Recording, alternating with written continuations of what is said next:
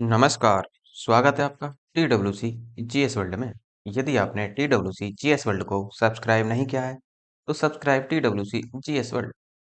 आज हम एक बार फिर से जो घटना चक्र का पूर्वावलोकन वाला सेट है, जो पुस्तक है आपकी, ये 2022 वाली है।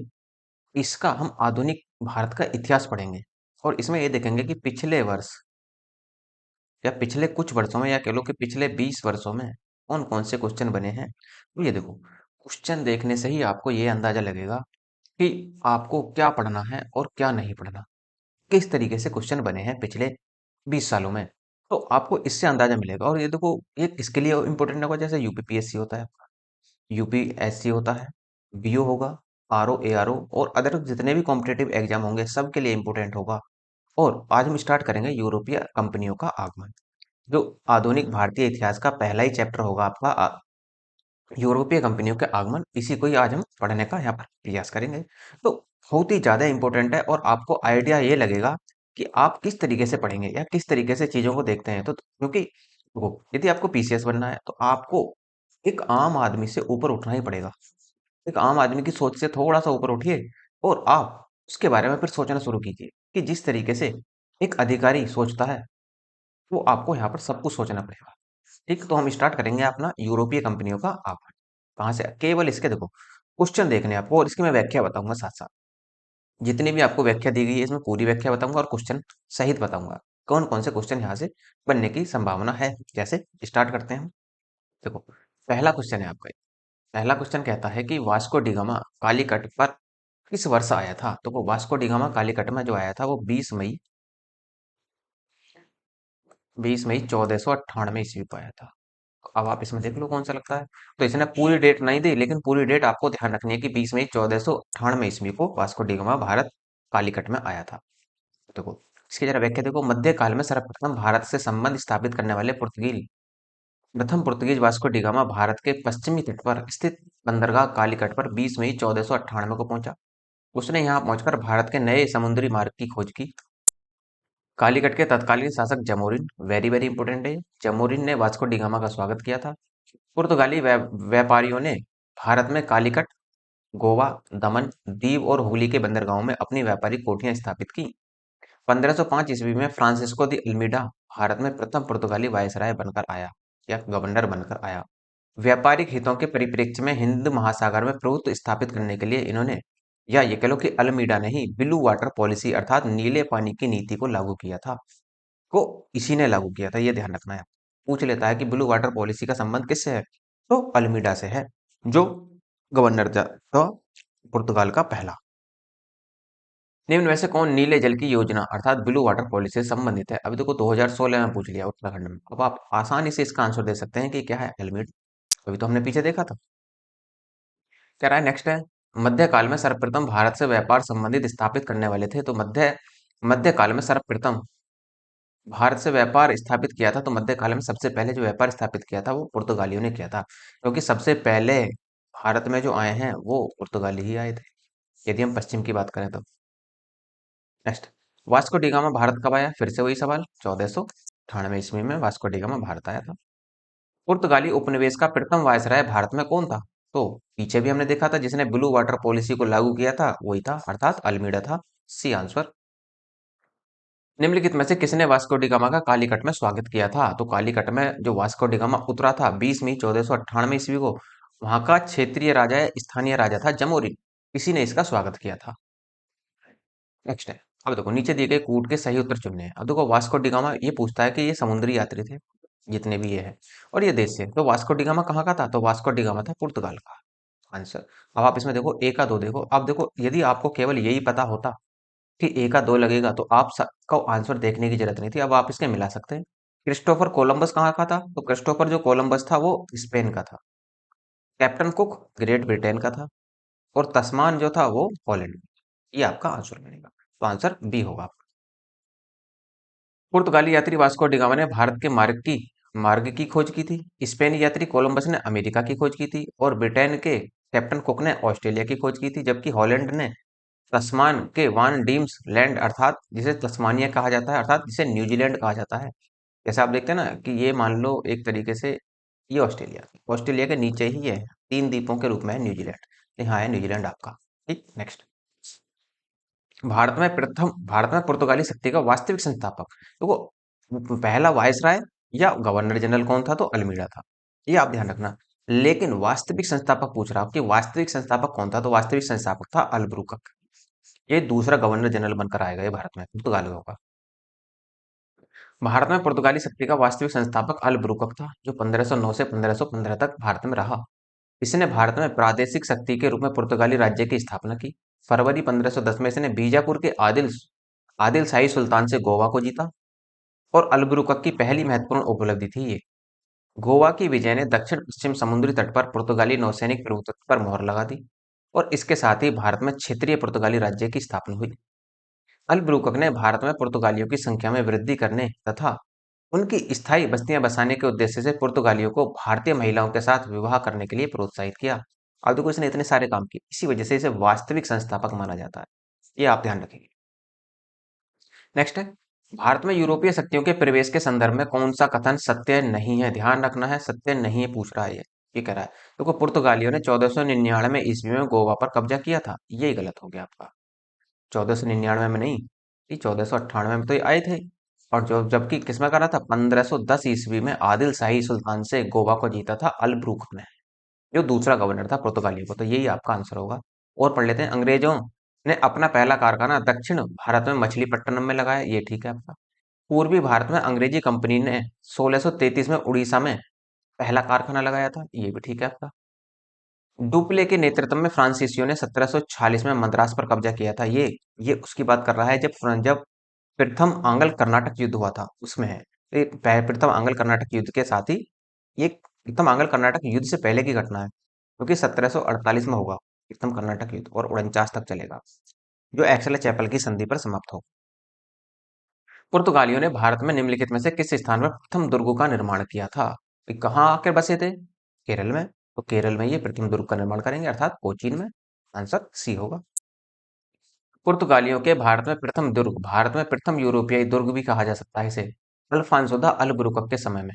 अर्थात इस समय ये गवर्नर नहीं था, ये ध्यान रखना, क्योंकि ये तो अल्बुकर्क जो गवर्नर रहेगा 1509 से 1515 तक रहेगा गवर्नर, लेकिन उस टाइम पर ये एक साधारण नागरिक बनकर आया था। तो 1503 में इसने कोचीन में कराई थी।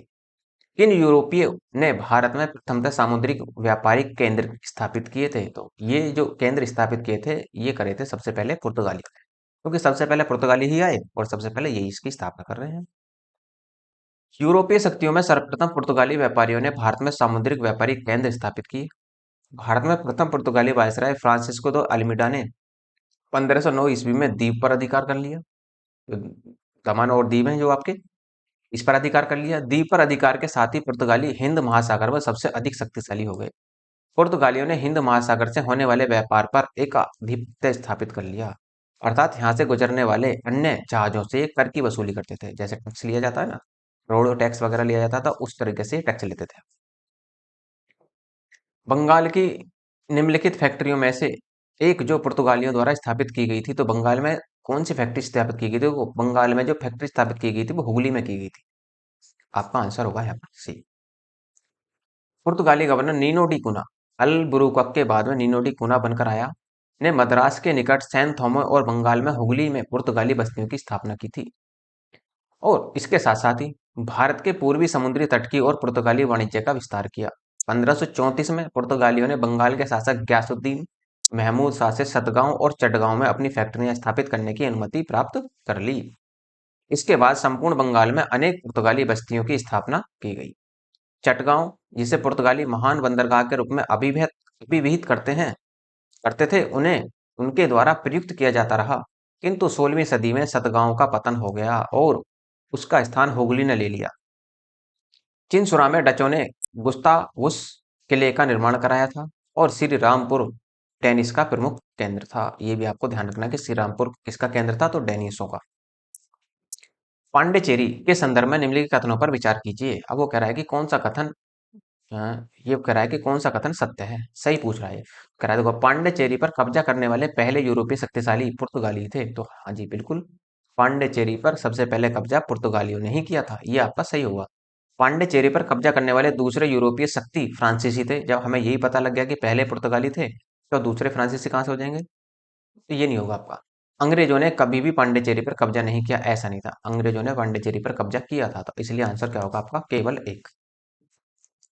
पांडिचेरी में सर्वप्रथम पुर्तगालियों ने अपना उपनिवेश स्थापित किया था। पांडिचेरी में इसके बाद डचों ने, टेंस और डचों ने किया था, अपनी व्यापारिक कोठियां स्थापित की यहाँ पर, जिसके बाद 1673 ईस्वी में फ्रांसीसियों ने यहाँ अपनी बस्ती स्थापित की। अंग्रेजों ने भी पांडिचेरी पर 1793 ईस्वी में कब्जा किया। फिर 1814 ईस्वी में हुई पेरिस की संधि के तहत इसे फ्रांस को सौंप दिया गया। इस प्रकार केवल कथन एक सही होगा।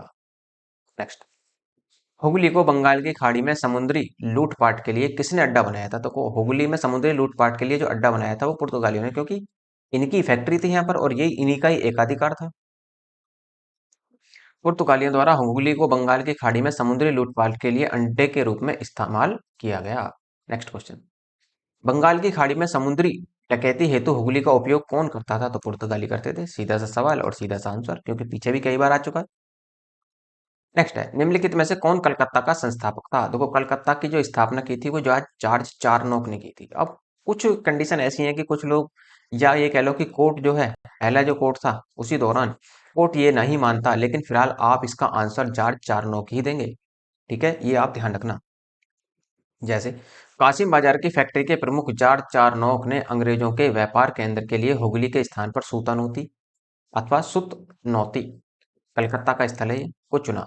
उसे ही कलकत्ता का संस्थापक माना जाता है। हालांकि मई 2003 में दिए गए अपने निर्णय में कलकत्ता उच्च न्यायालय की एक खंडपीठ ने जॉब चारनोक को कलकत्ता का संस्थापक न मानते हुए कहा कि कलकत्ता या कालिकाता जॉब चारनोक के आगमन से पहले अस्तित्व में था, तथा इस आधार पर कलकत्ता का स्थापना 24 अगस्त 1690 दिवस भी नहीं माना जा सकता।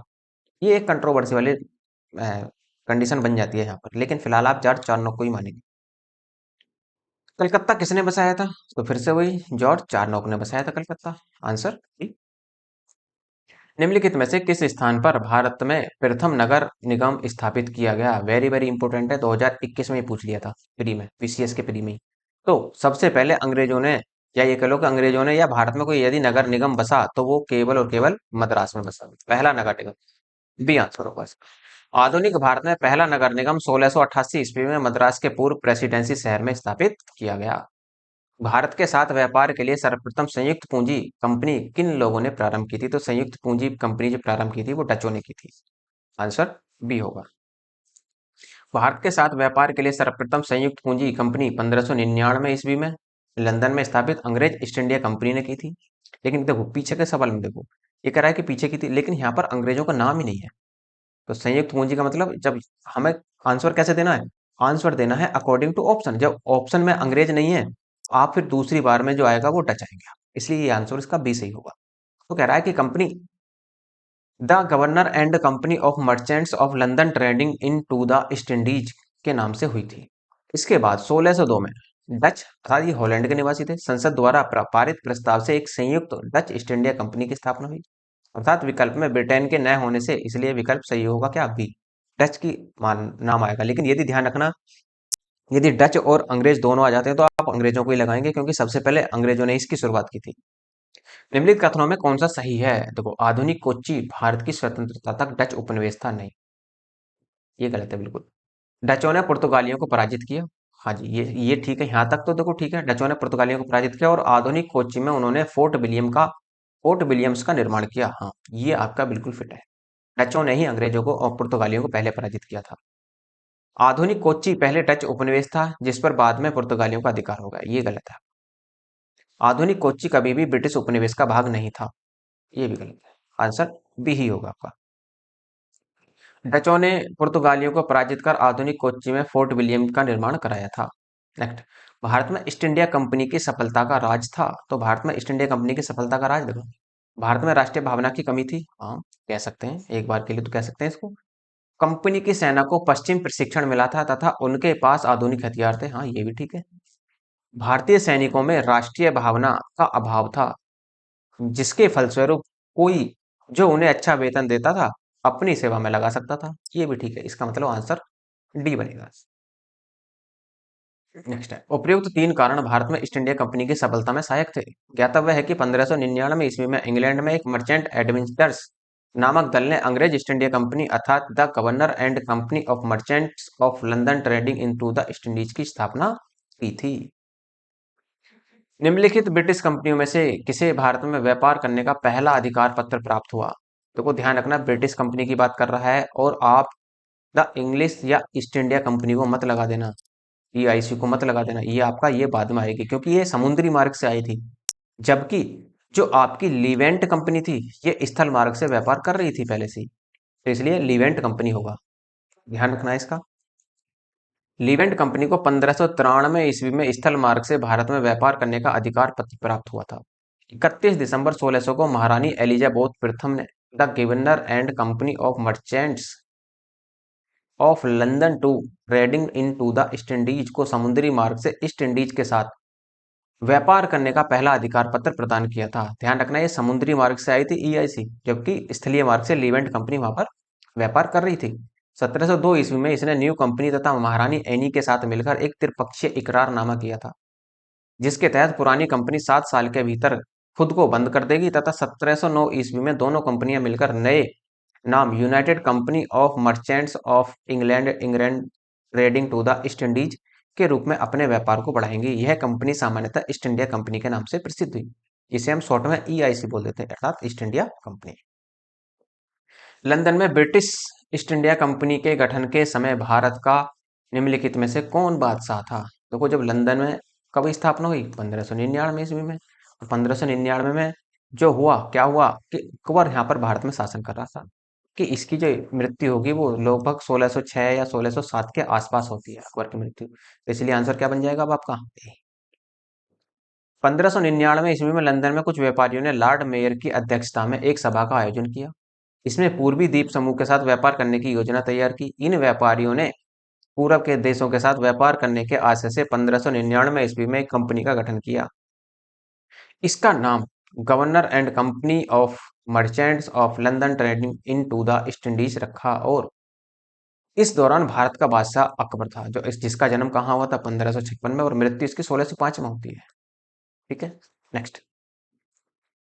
किस मुगल सम्राट के काल में इंग्लिश ईस्ट इंडिया कंपनी ने भारत में सर्वप्रथम कारखाना स्थापित किया था? देखो जब कंपनी आई लगभग 1608 में कैप्टन हॉकिंस जहांगीर के राज दरबार में पहुंचता है, तो यहीं से कंपनी को क्या करता है?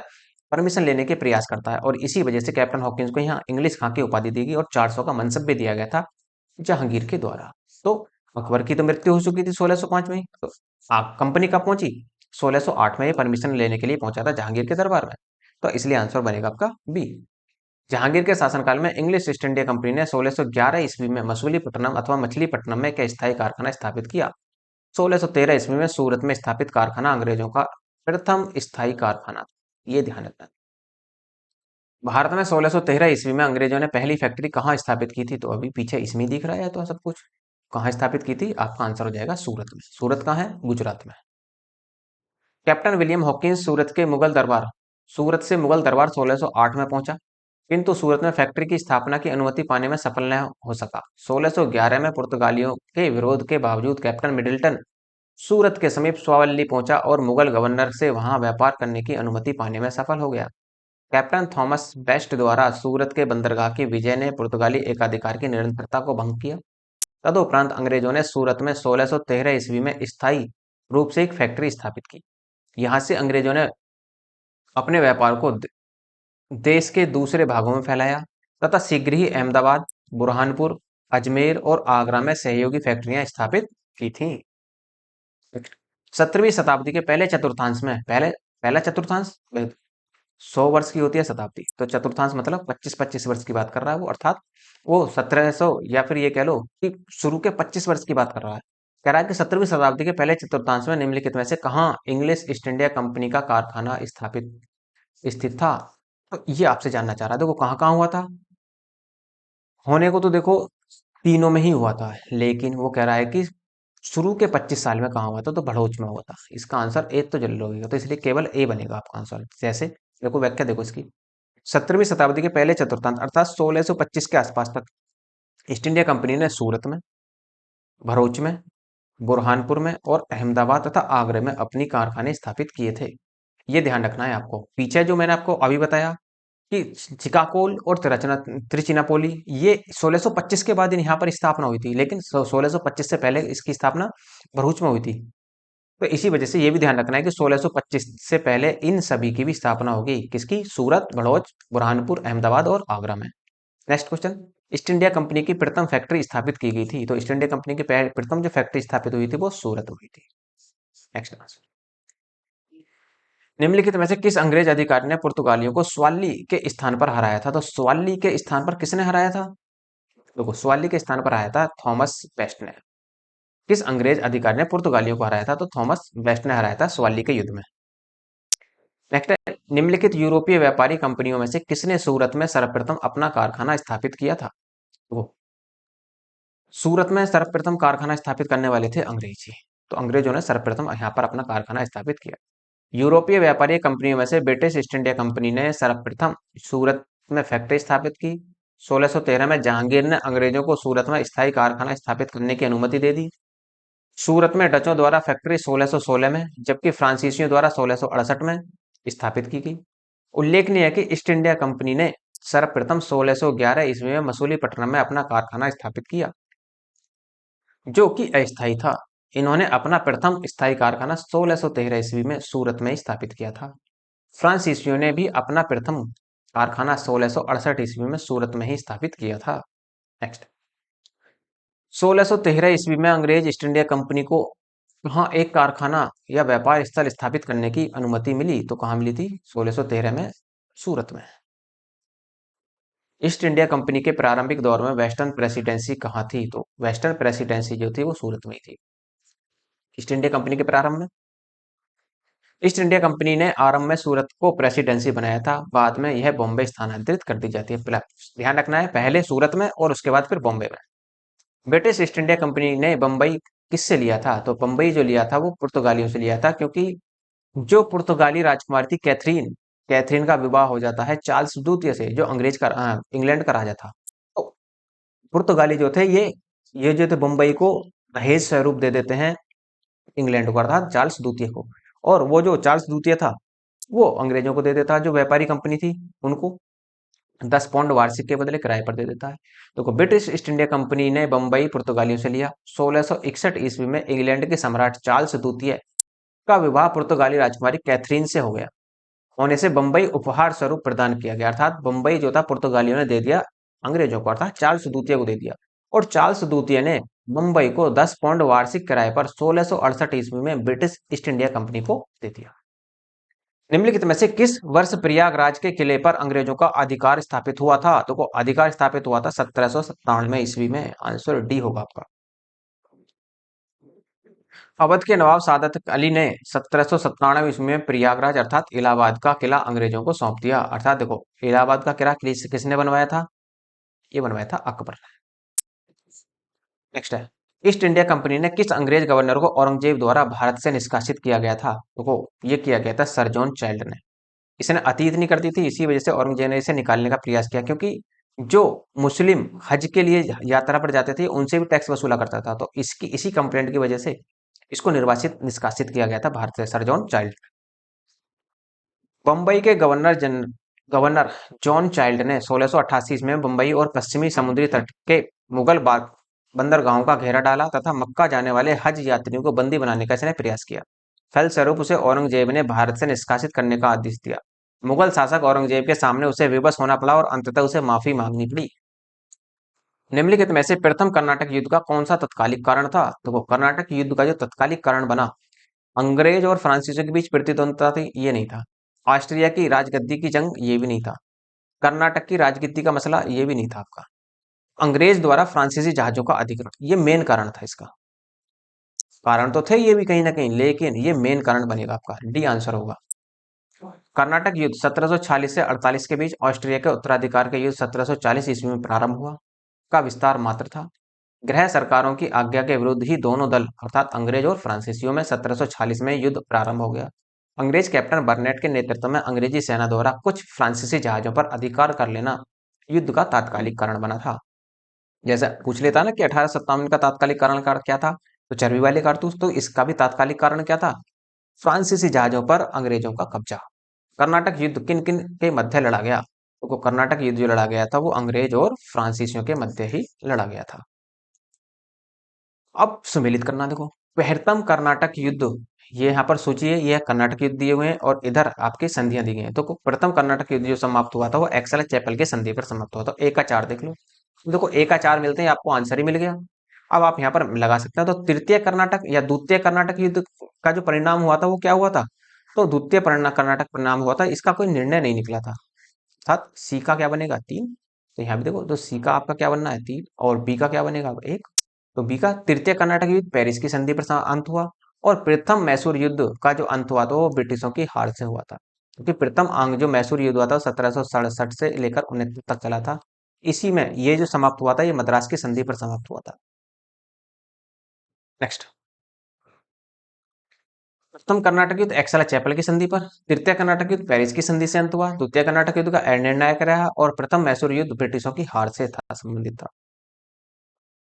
कौन एक सुमेलित नहीं है? कर्नाटक युद्ध का प्रथम, कर्नाटक का प्रथम युद्ध 1746 से 48 तक चला, ये ठीक है आपका। कर्नाटक युद्ध, कर्नाटक का द्वितीय युद्ध 1750 से नहीं, 49 से शुरुआत होगी इसकी। इसका मतलब यही आपका आंसर बनेगा। कर्नाटक का तृतीय युद्ध 1758 से 63 तक चला, ये भी ठीक, इसे सप्तवर्षीय युद्ध के नाम से भी जाना जाता है। और पानीपत का प्रथम युद्ध 1761 में, ये भी ठीक है आपका। वो कर्नाटक का प्रथम युद्ध 1746 से 48 के बीच हुआ। कर्नाटक का द्वितीय युद्ध जो हुआ वो 1749 से 54 तक चला। और कर्नाटक का तृतीय युद्ध 58 से 63 तक, और पानीपत का 1761। उल्लेखनीय है कि भारत में अंग्रेज और फ्रांसीसियों के बीच लड़े गए युद्धों को कर्नाटक युद्ध के नाम से जाना जाता है। निम्नलिखित में से कौन सा प्रथम यूरोपियन व्यक्ति था जिसने भू क्षेत्र अर्जित करने के उद्देश्य से भारतीय राजाओं के झगड़ों में भाग लेने की नीति प्रारंभ कर दी? तो वो ऐसा व्यक्ति था फ्रांसीसी गवर्नर डुप्ले। और इसी की एवज में फिर अंग्रेजों ने इसी का सहारा लेते हुए पूरे भारत को रौंदा था। डुप्ले ने पहली बार वे हथकंडे प्रयोग किए जो भारत को जीतने के लिए अंग्रेजों के मार्गदर्शक बने। बहुत बड़ी बात कह दी इसने कि डुप्ले ने ही भारतीय राजनीति में हस्तक्षेप प्रारंभ किया। डुप्ले ने ही भारतीय राजाओं को, क्षेत्रीय जो राजा थे उनको आपस में लड़ाने का काम किया। तो इसी से ही प्रेरित थे अंग्रेज बाद में।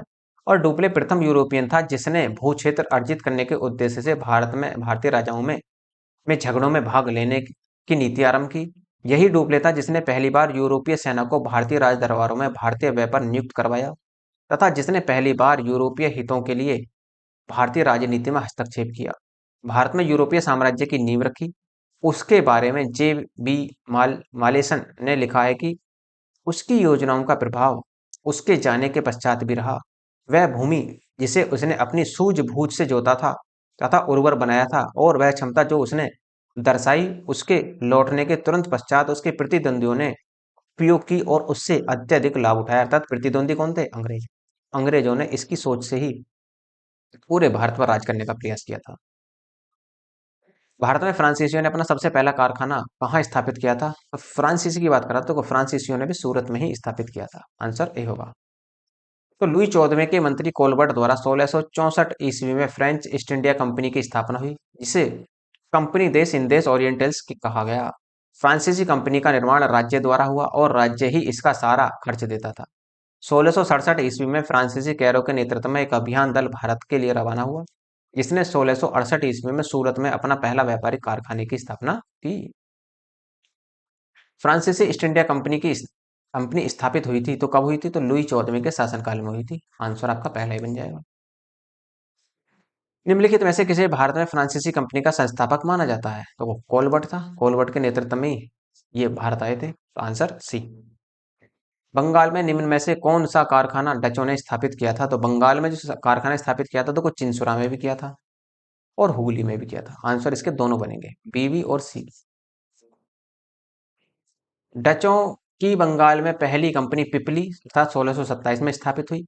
इसके कुछ दिनों बाद ही डच पिपली से बालासोर चले गए और बंगाल में डचों ने 1635 ईस्वी से प्रारंभ कर 1656 ईस्वी के बीच कुछ समय तक हुगली में फैक्ट्री का संचालन किया।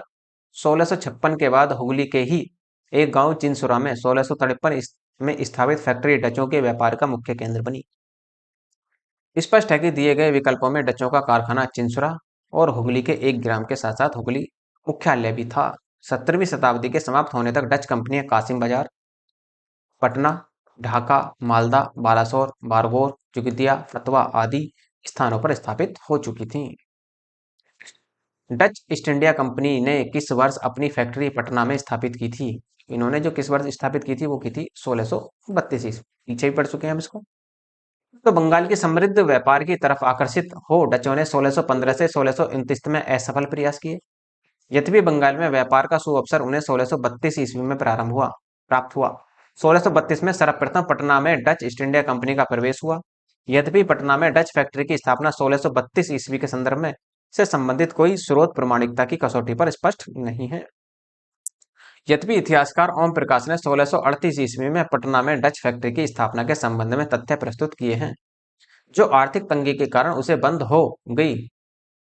वर्तमान में डच फैक्ट्री का स्थान पटना कॉलेज के नाम से जाना जाता है, अर्थात जहां पर वर्तमान में डचों की फैक्ट्री थी उसको आज पटना कॉलेज के नाम से जाना जाता है, ये ध्यान रखना।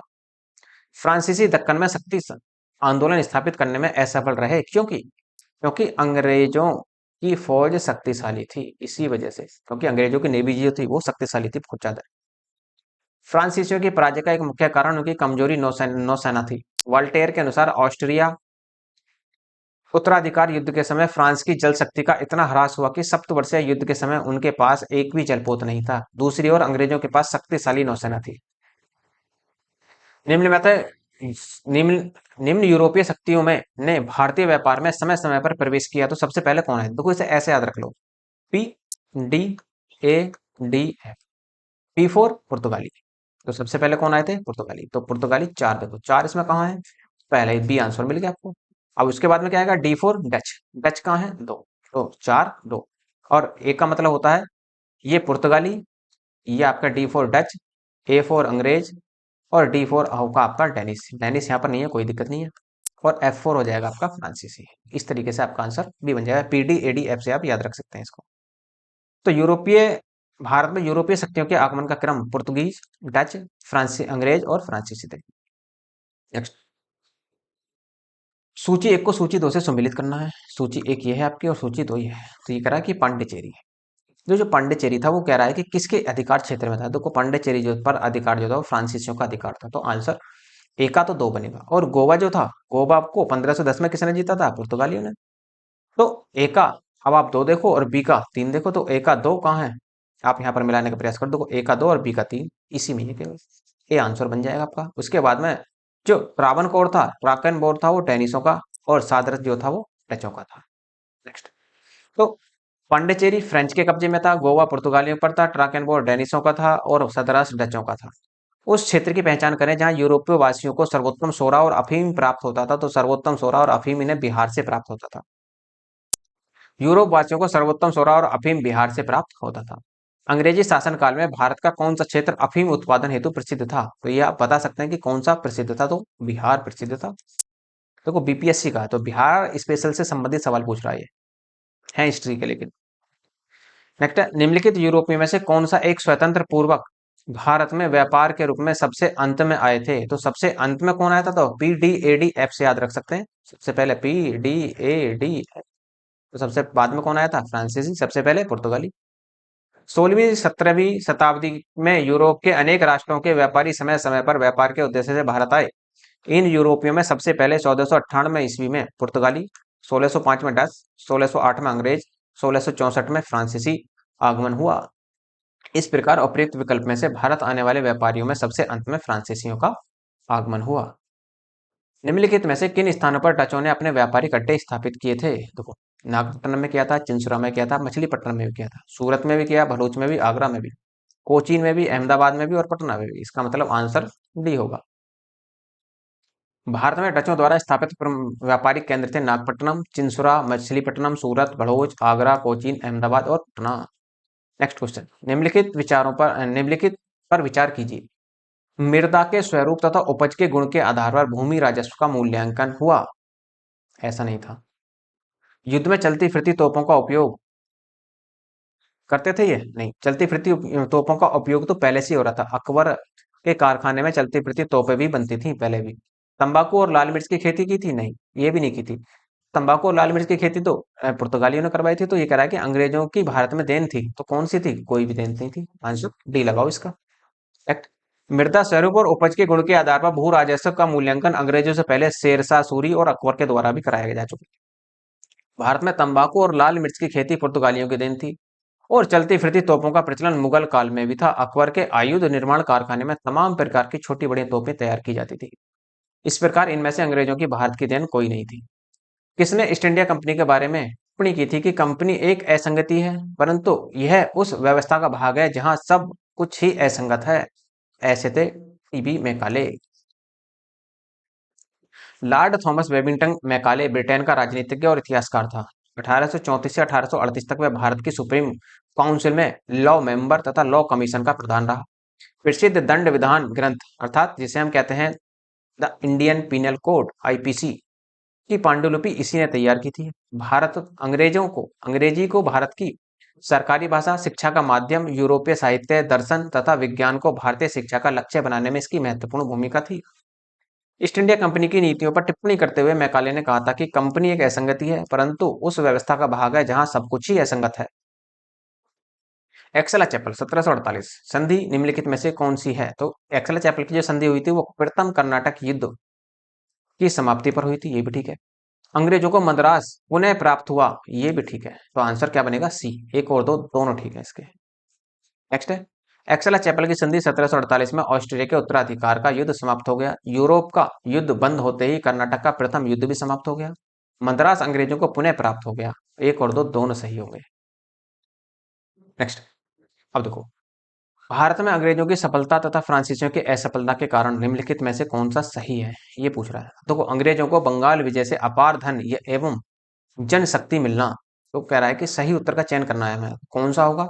ये बिल्कुल ठीक था कि बंगाल की विजय से अपार धन मिला और अंग्रेजों की बेहतर नौसैनिक ताकत थी, तो ये भी ठीक है। तो अंग्रेजों के पास बेहतर नौसेना थी, तो आंसर क्या लगेगा? सी। दोनों ही ठीक होंगे। भारत में अंग्रेजों की सफलता के कई कारण थे।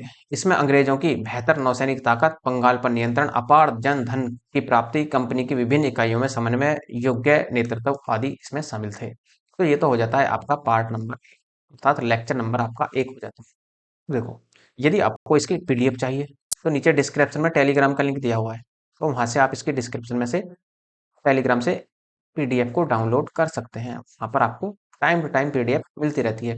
और यदि आपको, देखो, हिस्ट्री मैंने आपको कंप्लीट पढ़ा दी है, कंप्लीट कॉन्सेप्ट आपको क्लियर करा है। यदि आपको कंप्लीट हिस्ट्री के नोट्स चाहिए तो आप मेल के माध्यम से बता सकते हैं। उसका लिंक भी आपको नीचे डिस्क्रिप्शन में मिल जाएगा। और यदि आपको लेक्चर अच्छा लगा हो तो लाइक कीजिए, शेयर कीजिए, सब्सक्राइब करना ना भूलें। धन्यवाद।